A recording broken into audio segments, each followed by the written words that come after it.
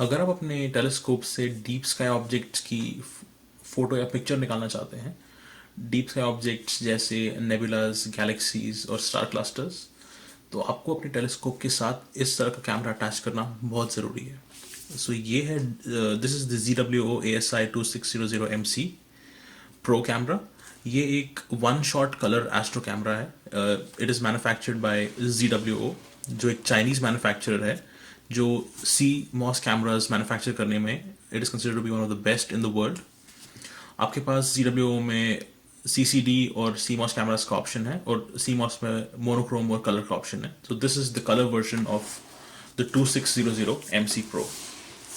ये camera north America में, United states में $1999 में रिटेल करता है। मैंने इसको OPT टेलीस्कोप से लिया है, जो कार्लसबैड कैलिफोर्निया में और ओशन साइड में इनका स्टोर है। तो आज हम इसको अनबॉक्स करेंगे। We'll see what is provided in the box, और उसके बाद हम इस कैमरा के स्पेक्स डिस्कस करेंगे। So just going around the box, यहाँ पर इस कैमरा का बारकोड है, नाम है, यहाँ पर मैन्युफैक्चरर का नाम है ZWO, same stuff on this side. और उसके बाद ओपन दिस अप।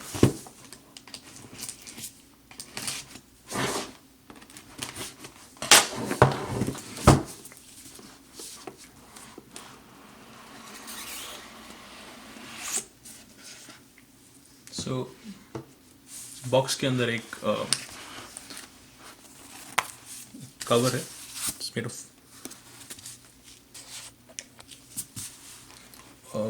फिर आपका कैमरा का कनेक्टिंग केबल है। This cable connects your camera to your laptop और any other device you want to connect it to. ये कैमरा के साथ बहुत सारे केबल्स आते हैं which are of the same kind. आप देखेंगे इनका पोर्ट सेम है। मोर केबल्स, और this is a wrench to loose or tighten any screws in the camera. This is the focusing ring. Let's open it up. And this is the main stuff. Let's see what else is inside. So these things are used for, ये सब back focus के लिए इस्तेमाल किए जाते हैं, इस तरह के रिंग्स।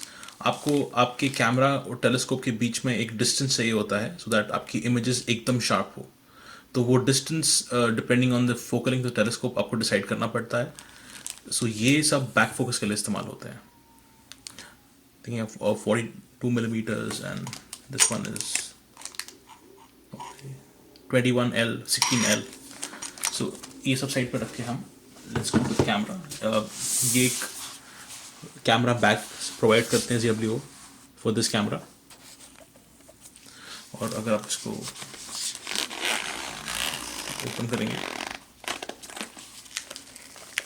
तो इसके अंदर we have the main product.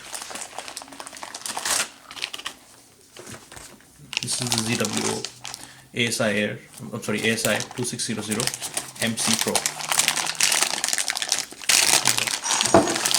कैसे इसको बाहर निकालता हूँ। So this is our astro camera.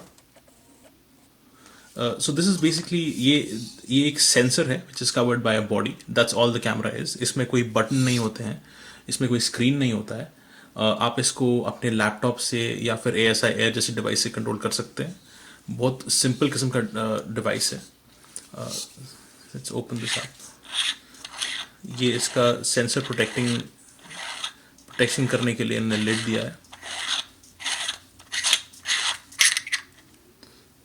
So this is the sensor of the camera. This is where all the light goes. ये पोर्शन टेलीस्कोप से कनेक्ट होता है। Let me cover this back up. So ये एक APS-C sensor है, जिसको DSLR language में crop sensor कहते हैं।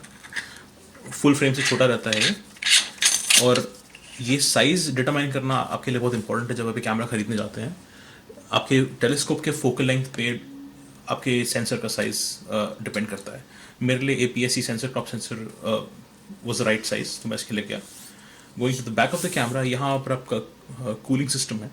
सो this the advantage that this camera has over DSLRs और अदर कैमराज इज दैट आप इसमें कूलिंग और सेंसर का टेम्परेचर कंट्रोल कर सकते हैं। ये कूलिंग करने के लिए आपको एक एसी अडाप्टर लगता है। आपके नॉर्मल यूएसबी कनेक्शन से या लैपटॉप के पावर से ये फैन या कूलिंग सिस्टम काम नहीं करता है। आपको एक सेपरेट डीसी अडाप्टर लगता है जिससे आपका एक कूलिंग सिस्टम काम करता है, और आप कैमरा का एग्जैक्ट टेम्परेचर कंट्रोल कर सकते हैं। अगर आपको सेंसर को -10 डिग्रीज पर रखना है, -20 पर रखना है, तो आप कर सकते हैं। ये फीचर आपको डीएसएलआर में अवेलेबल नहीं होता है। इसका एडवांटेज आपको बहुत मिलता है क्योंकि अगर आप एस्ट्रो फोटोग्राफी करते हैं तो आपको लॉन्ग ड्यूरेशन शॉट्स लेने पड़ते हैं, 30 second exposure, 60 second exposures, 1 minute 2 minute exposures. और इतने लेंथ के एक्सपोजर्स में आपका सेंसर बहुत गर्म हो सकता है, और जब आपका सेंसर गर्म होता है तो उसमें नॉइज़, इमेज के अंदर नॉइज़ घुसने का बहुत स्कोप रहता है। इसलिए अगर आप डीएसएलआर के फ़ोटोज़ यूज़ करेंगे तो थोड़े वक्त के बाद उनमें बहुत नॉइज़ दिखता है, बहुत ग्रेन्स दिखते हैं। वो चीज़ आप एस्ट्रो कैमराज में नहीं होती है, बिकॉज अगर आप इसमें डायरेक्टली कनेक्ट करेंगे तो आप इसको सेंसर को वो हीटिंग से प्रिवेंट कर सकते हैं by using the inbuilt cooling system. तो यहाँ देखेंगे आप 2 USB 2.0 आउट है, USB 3.0 इन, और एक DC adapter in cooling. That's about it. ये पूरे कैमरा का this is the entire ZWO ASI 2600 MC camera. I'll just go around the body one more time for the video.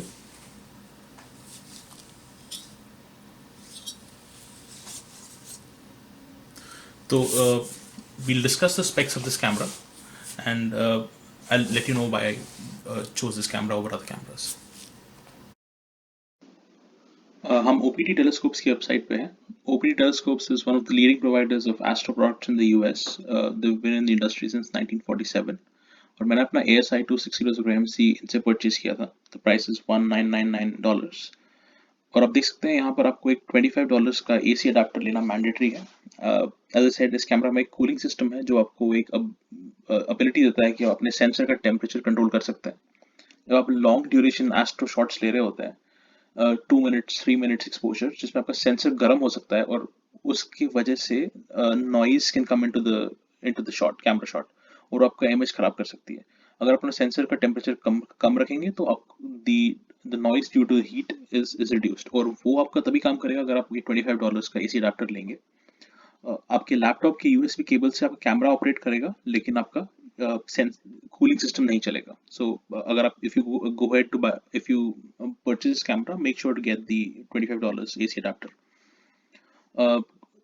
Going down to the specs of the camera, this is a crop sensor camera है ये, 23.5 into 15.7 millimeter sensor size है। The sensor is Sony IMX571. This is one of the best sensors in the industry. अगर आप कोई भी camera, astro camera लेना चाहते हैं और उसका सेंसर इज Sony IMX571, आप बिना सोचे वो ले सकते हैं। It's one of the best.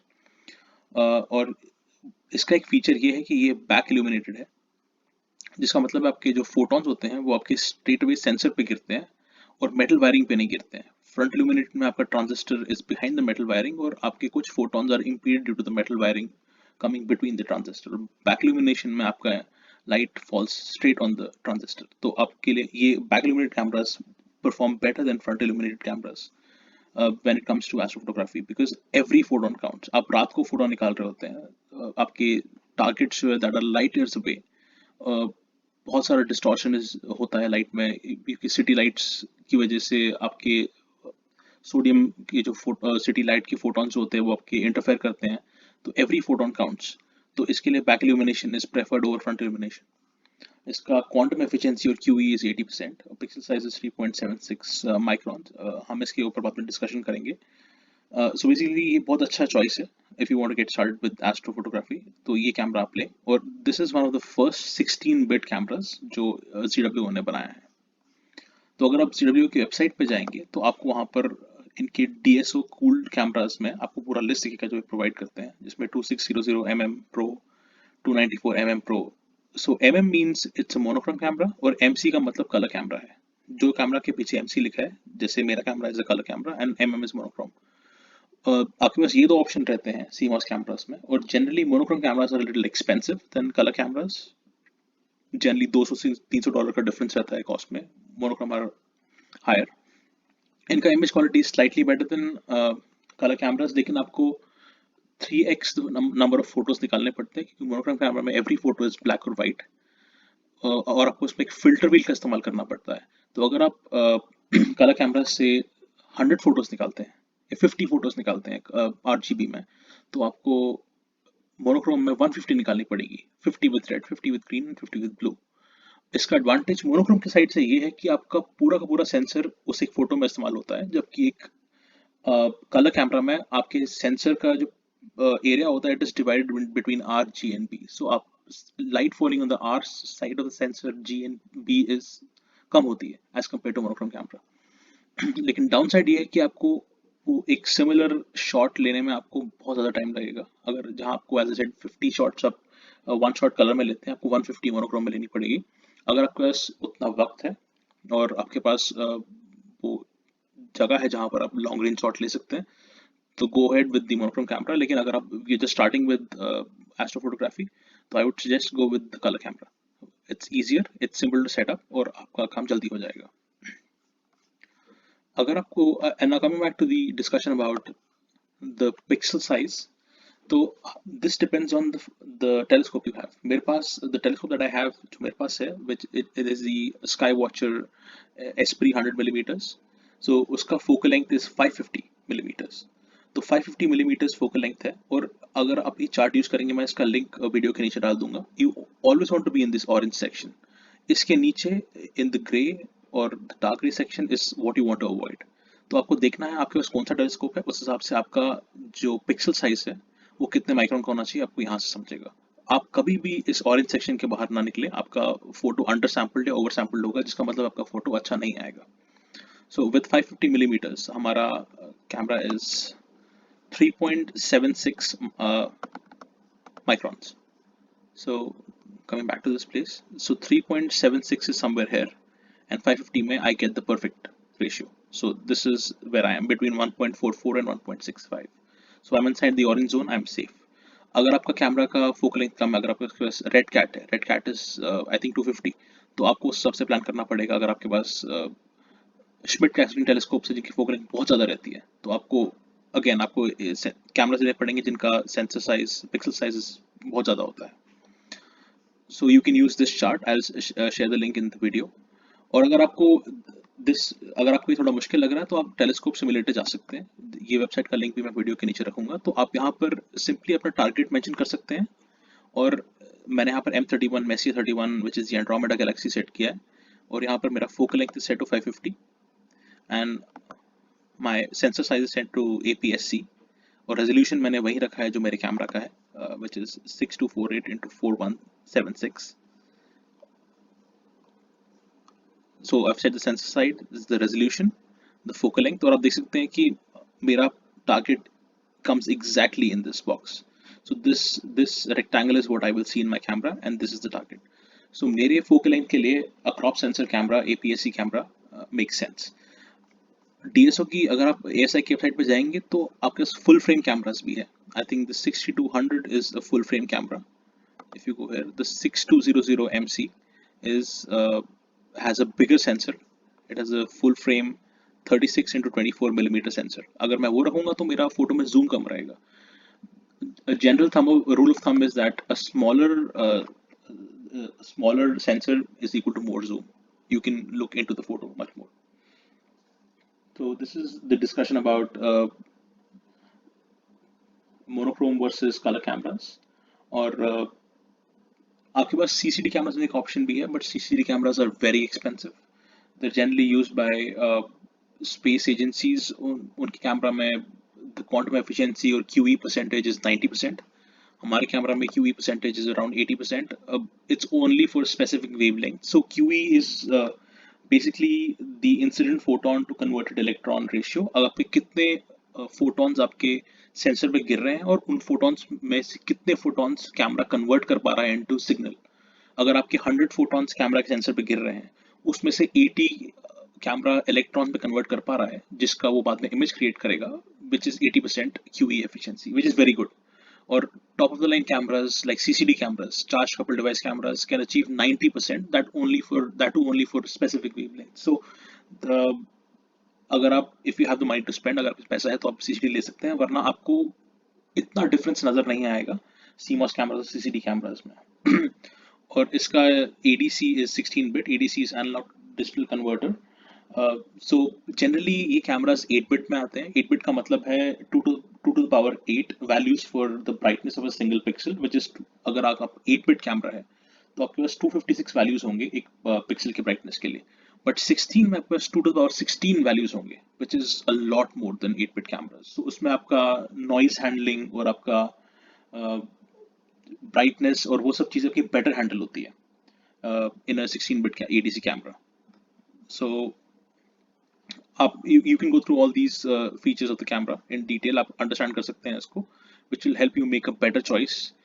But सबसे इंपॉर्टेंट चीज़ आपके लिए है कि आप आपका टेलीस्कोप फोकल लेंथ क्या है, उस हिसाब से आपका पिक्सल साइज और रेजोल्यूशन सेलेक्ट करना। अगर आप ओवर सैम्पल या अंडर सैम्पल करेंगे, बाय विच आई मीन अगर आप इस ऑरेंज एरिया के नीचे या ऊपर जाएंगे, आपके फोटोज बिल्कुल अच्छे नहीं आएंगे। So this was my unboxing and discussion about Astro cameras, specifically ASI 2600MC, or I'll see you in the next video. Clear skies.